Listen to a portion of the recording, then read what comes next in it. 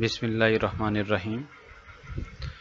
I am Muhammad Bilal from Superior Group of Colleges, Dera Ghazi Khan campus. Dear student, आज हम ICS second year chapter number 3 database design process को discuss करेंगे, जो कि इस week का second lecture है। हमारा आज का जो टॉपिक है कंपोनेंट्स ऑफ लॉजिकल मॉडल। तो आइए चलते हैं अपने टॉपिक की तरफ। Components of logical model. Definition: the logical model contains the definition of the data to be stored on the database। यहाँ पर इस डेफिनेशन में एक टर्म यूज़ की गई लॉजिकल मॉडल की। तो स्टूडेंट्स, आपने सबसे पहले लॉजिकल मॉडल को समझना है कि ये क्या है। बेसिकली दो मॉडल्स हैं, एक है फिजिकल मॉडल और एक है लॉजिकल मॉडल। फिजिकल मॉडल हम ये कहते हैं इंफ्रास्ट्रक्चर, उसका जो बाहर का जो स्ट्रक्चर है उसको हम कहते हैं कि ये क्या है, फिजिकल मॉडल है। और जो लॉजिकल मॉडल है, वो जो ऑपरेशन परफॉर्म कर रहा है, उसको हम ये कहते हैं कि ये क्या है, लॉजिकल मॉडल है इसका। लाइक एज ह्यूमन बॉडी, ये एक इसका फिजिकल मॉडल है, और इंटरनल इसका जो स्ट्रक्चर है वो लॉजिकल मॉडल में आएगा।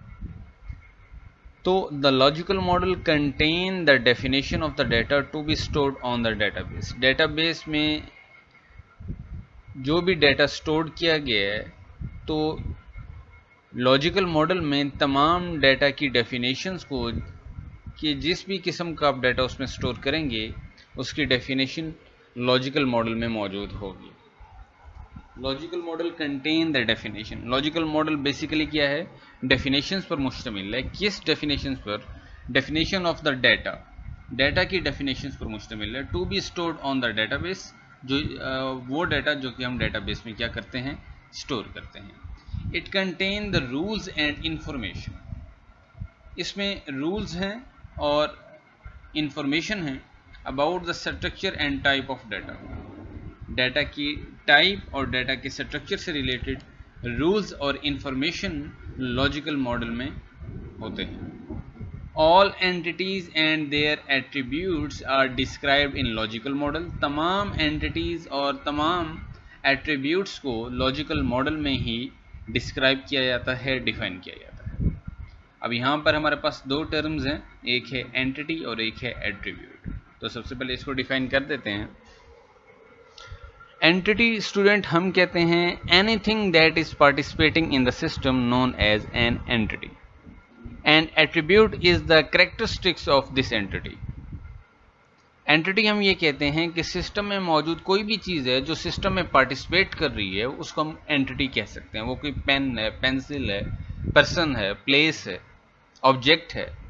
तो उस ऑब्जेक्ट से, उस पर्सन से, उस प्लेस से रिलेटेड जो भी उसकी प्रॉपर्टीज़ होंगी, जो भी उसकी कैरेक्टरिस्टिक्स होंगी, वो एट्रीब्यूट कहलाएंगे। तो all entity and their attribute are described in a logical model. तमाम एंटिटीज़ और उन एंटिटी से रिलेटेड तमाम एट्रीब्यूट्स को लॉजिकल मॉडल में डिस्क्राइब किया जाता है।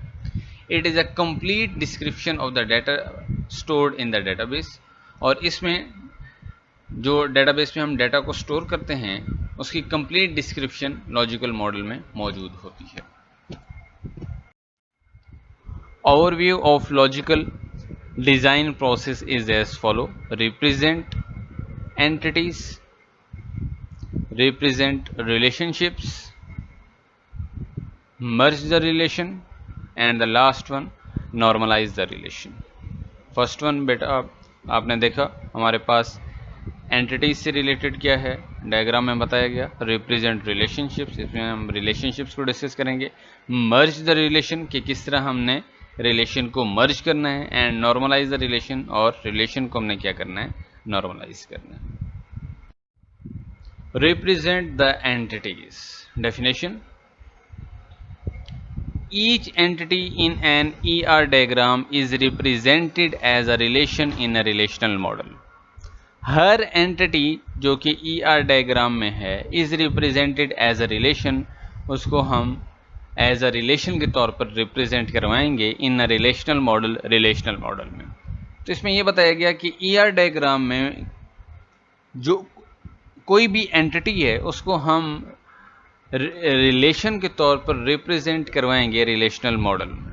इन दिस प्रोसेस, इस प्रोसेस में the name of entity become the name of relation, कि जो एंटिटी का नाम होगा वही रिलेशन का नाम होगा। The identifier of entity type become the primary की ऑफ द रिलेशन, तो जो एंटिटी का आइडेंटिफायर होगा उसको हम एज अ प्राइमरी की लेंगे रिलेशन का। The remaining attribute of the entity, और एंटिटी के जो रिमेनिंग एट्रीब्यूट होंगे उनको हम non attribute of the relation, non की एट्रीब्यूट ऑफ द रिलेशन लेंगे। इट मीन्स कि हम उसको कोई भी की अनाउंस नहीं करेंगे। डायग्राम की तरफ आते हैं। एम्प्लॉय एंटिटी,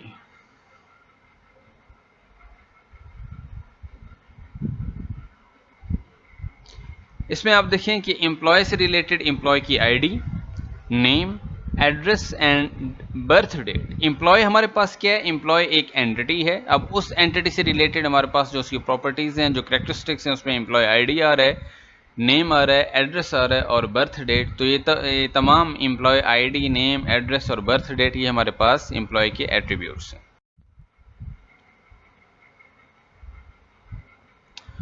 अब इसको हमने एक रिलेशन के तौर पे लिया। In the above example employee entity is converted into the relation, कि प्रीवियस में जो डायग्राम है उसमें हमने एम्प्लॉय एंटिटी को डिस्कस किया, तो एम्प्लॉय एंटिटी को हमने कन्वर्ट कर दिया रिलेशन में। Employee entity is converted into the relation. The attribute of the entity are field of the relation. Attribute of the entity, entity की जो एट्रीब्यूट्स हैं उनको हमने रिलेशन के फील्ड्स के तौर पे लिया है। ठीक है।